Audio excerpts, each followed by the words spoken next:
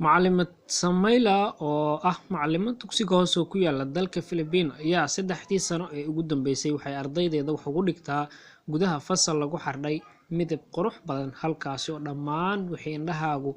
qaban karaan ay noqon karaan waxyaabo aad u qurux badan waxaa ka mid ah kuraas, miisas, gidaar iyo wixii la halmaala oo dhammaantood ah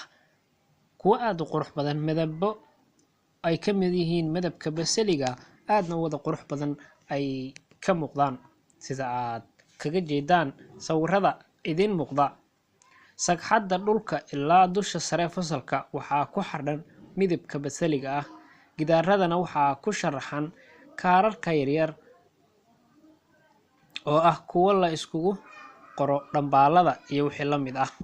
waalidiinta gabdhaha yaryar ee dhigta fasalka ay macalinka ka tahay waxay aad ugu dadaalaan inay ilmahooda u soo diraan iskuulka kamana walwalaan inta ay ku dhex sugan yihiin gudaha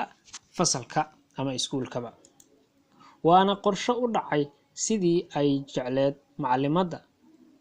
waxa ay mar ay warbaahinta la hadlaysay sheegtay ama ay hadalkeeda ku tiri aad ayaan ugu farxaa markaan ardayda wax u dhigayo iyaga dartood ayaan u sameeyaa waxan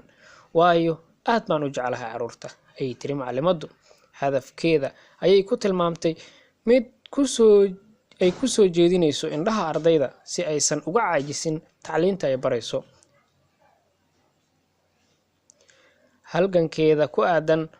qurxinta fasalka wuxuu soo socday muddo 3 sano ah